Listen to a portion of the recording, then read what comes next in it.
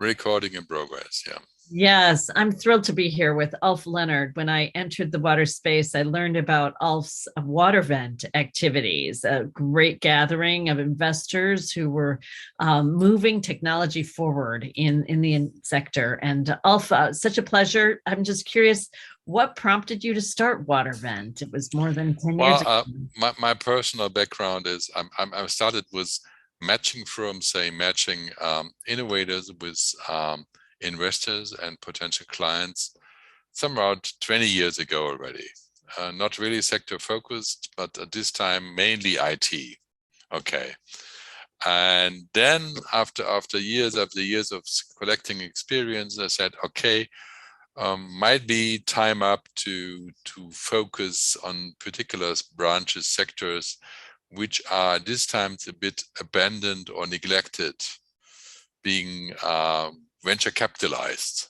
And then I detected the water space. Yes. Because water at this time, or is still perceived as a commodity, is just there.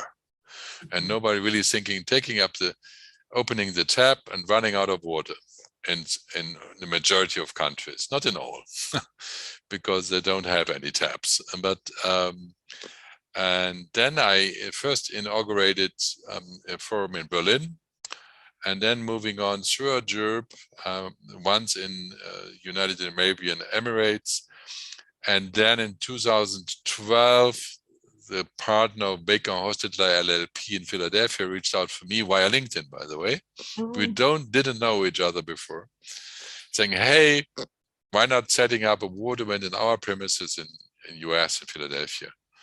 And this was a nice beginning of a nice story. 5 firms in Philly, 1 in New York, and their local office in downtown Manhattan.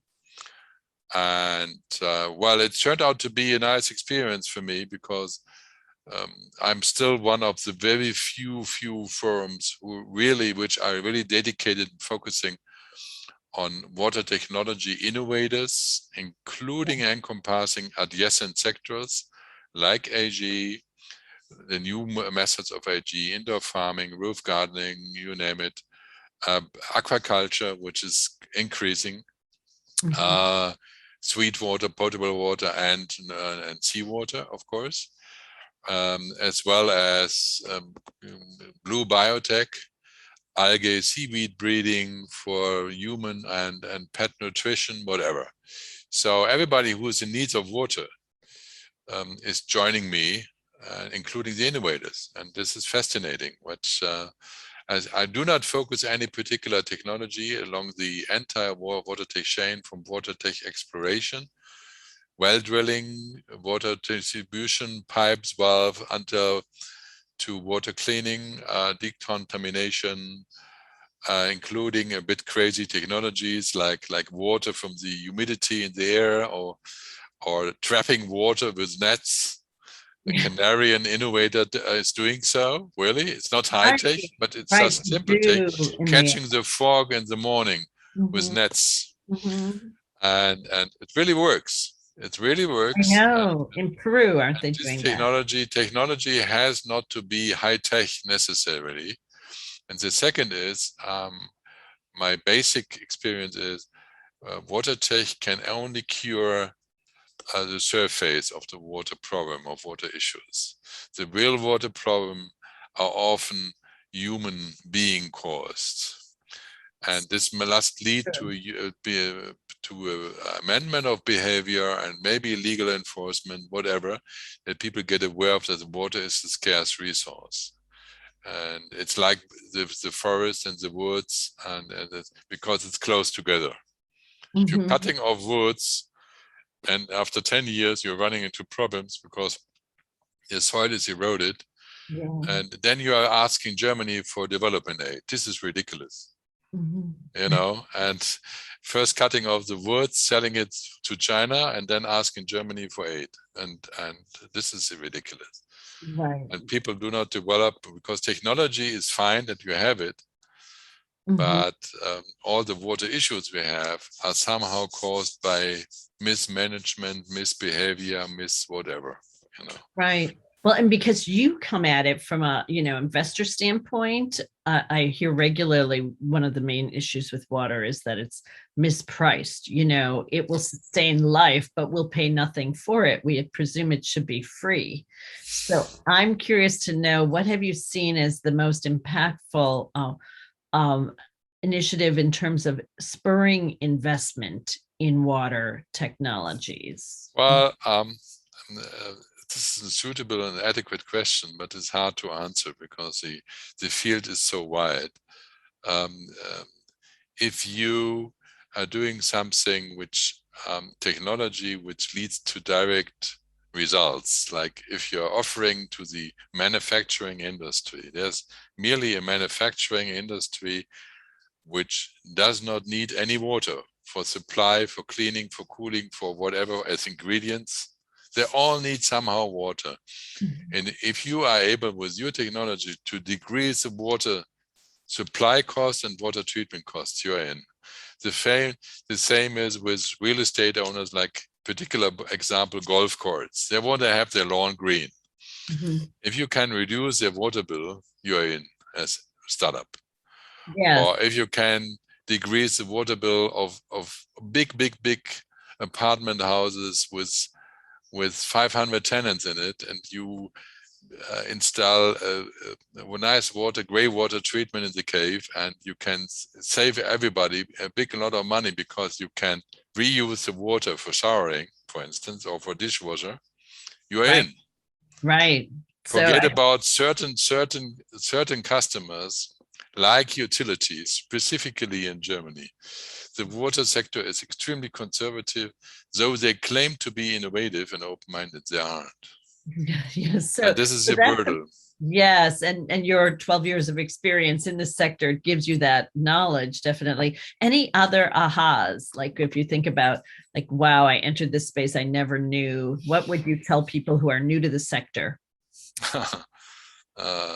Be stubborn and continue your mission, and talk to many people. And in the meantime, there's so many incubators all around the world, like Imaginator, like Brew, like Batches, like Singapore POB, Mhm. like the Swiss Airwork. There are many possibilities. Like the big universities are doing fundamental research and spin-off activities, like MIT, Harvard, Yeah. Columbia, etc., etc. There's a lot of support rendered also by the foundations like Gates, Walton, Rockefeller, who are all active somehow in the water space. And these people are hard to access, I have to admit, but because everybody wants to talk to them. Even the World Economic Forum in Davos, they have a significant water tech activities, of course, but water is so, the message I may see from 12 years of running water band, it's pretty simply, water is becoming more and more scarce, and water issues are increasing. Mhm. So the future for saving, cleaning, transporting, supplying water is brilliant, because no life, no business without water. So it's so basic, Yeah. and people are still spoiling and contaminating the water resources they have. You name it, with microplastics or plastics in the water or whatever, Yeah. including leading until aquaculture, until hydro energy, which is not necessarily resumed under water technologies. But if you don't have water, forget about water hydro energy. Mhm. It's Yeah. simply not feasible. Or power plants. Every power plant, say from conventional coal or atomic power plants, they need water to do the cooling. If they Right. have not water available, shut down. So, Yes. and still anachronistic, as you see on any big building in New York, up in the skyscraper, you see the big barrels on the rooftop, which are still obligatory for Mhm. case of water scarcity, Backup water. Right. the Mhm. backup water. Mhm. So you see, even in our modern times, no water, no life. And one of my favorite sayings is, you cannot suck water from the internet. Yes, right. I saw that. There's no you know, virtual you cannot water. suck water from the Yeah. internet. It's Mhm. no, there's no possibility that the internet solution, how sophisticated it could be, Yeah. does not render you any water. Nope. Nope. It's useful for many other things, but not water. Not So water and not nutrition, but yeah, water is essential. You can stand without nutrition for a couple of days, but after 2 days without water, yeah. you get a critical state. Yeah, but you've done a magnificent job of connecting people on water and having healthy discussions around what are the innovators doing, helping them to position their technologies according to market drivers. What do you see as the future for WaterVent? I see leadership and these types of connections as more and more important as it really becomes a change issue. But how would you like to see WaterVent viewed in 5 years, let's say? Well, WaterVent could be a nice my saying, if I'm setting up my dream positioning for WaterVent being the global incubator exchange base for water tech innovations people need. Yeah. Where people who need solutions, who need remedies for water problems, say industry, individuals, but also regions or countries, can put in their problem they have, the challenge they have, and technology providers can respond. And this is not necessarily based on sophisticated and high tech.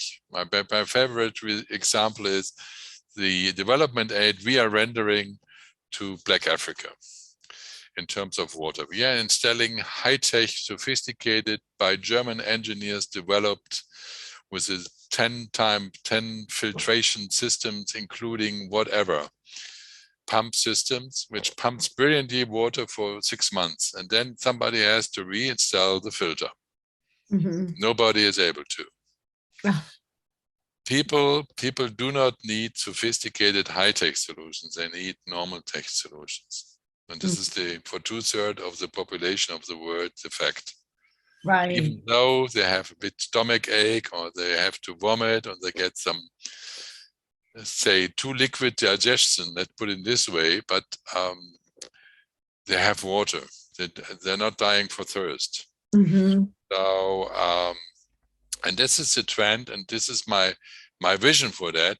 Whoever might run the incubator, could be a foundation, could be a corporate, could be also some mature startups, could be an investor, whatever, a bank, a region, saying, hey, and incubating technology, and the region could be a nice partner for that, and saying, hey, we are not only rendering the incubator, but you can go and settle down with us here physically as a global incubator, like actually Brew Milwaukee is doing, a nice example, or Makerot in Israel is doing.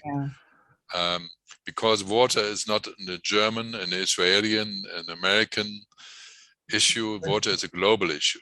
So, and an incubator does a well job if it is exactly directed and set up in this way, as a global incubator. Wherever these innovations are stemming from, develop it here, and you get the funding, and sell it from here to the world, to whom need it.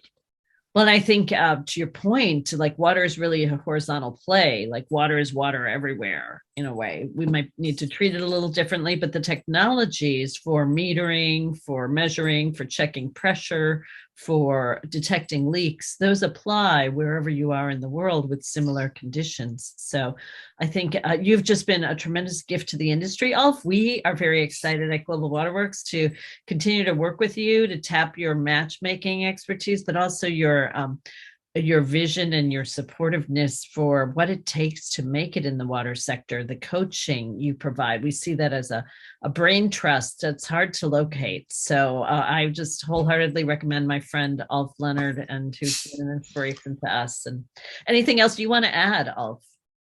No, just everything stated I want to articulate. Wonderful. And you did so very well. So I'll post this on our Global Waterworks site with that wonderful article about what it takes to be in the water market. So thank you for that, Ulf, and have a great holiday. We'll see you for your next water event. This is for sure. Okay. Thanks, Mary. Thank you.